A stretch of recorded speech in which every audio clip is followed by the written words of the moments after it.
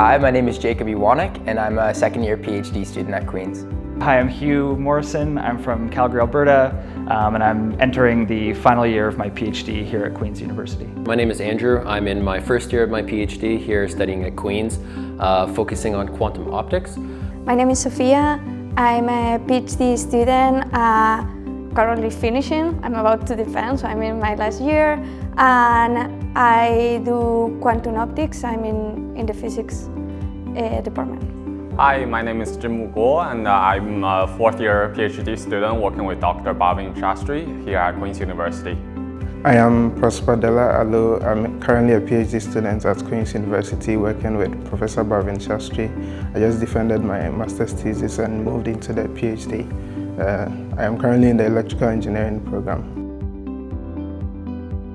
My research is focused on designing these circuits that are able to control light, individual packets of light called photons at the quantum level.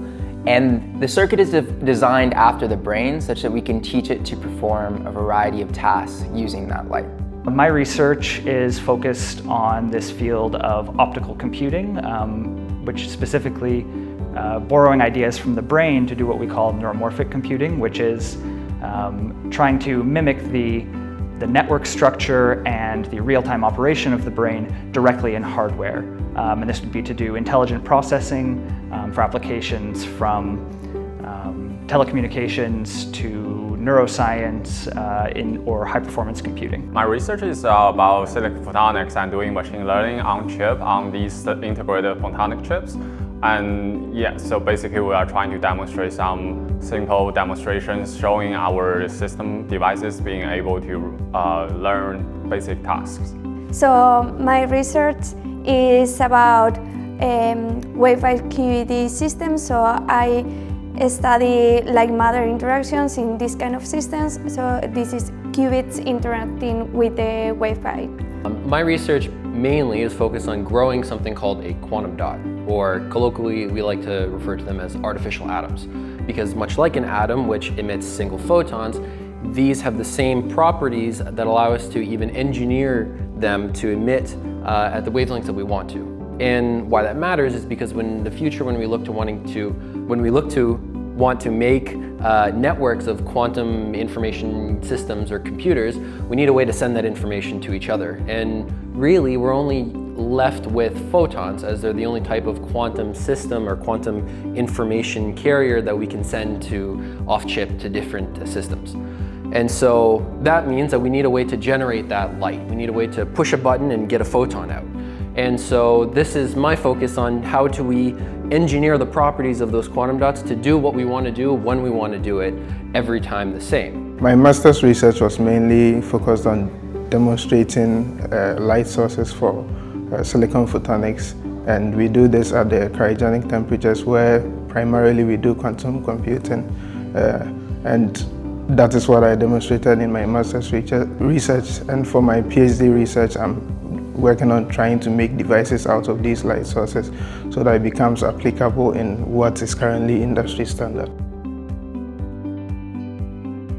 My research really ties the knot between three emerging kinds of disruptive technologies, those being photonics, AI, and quantum.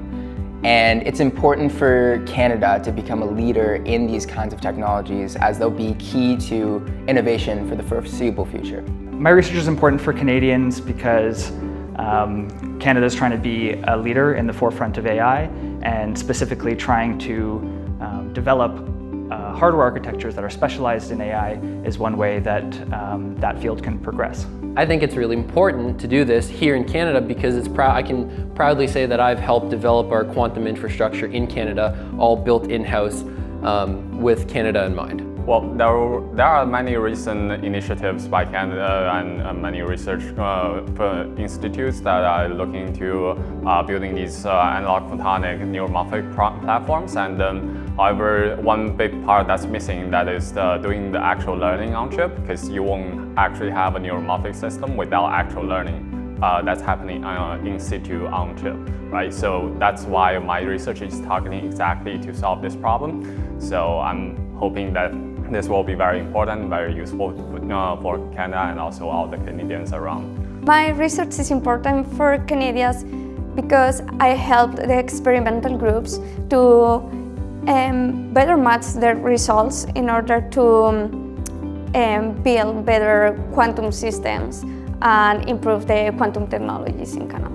My research is important for the Canadian economy because when we look at the current Canadian economy, we see that there's a huge interest in artificial intelligence and then quantum computing, and there's new companies coming up like Xanadu, Photonic Inc., where they make quantum computing systems, right? And in these systems, majority of the time they are working with silicon photonic platforms. And for silicon photonic platforms, it is very difficult to integrate light sources on those platforms. And that is where my work comes in. So I'm trying to make these things that we can just put directly on the chip. We don't have to go through any complex process. You can make your chip and you make the light sources as part of the chip, right? So it makes it easier to make the quantum computing systems. It makes it easier to make the classical computing system at the cryogenic temperatures where you are already operating your quantum computing, right? So if we can do that, then it makes it easier for the companies around in Canada and then the economy as a whole to boom and then compete with the rest of the world in this area.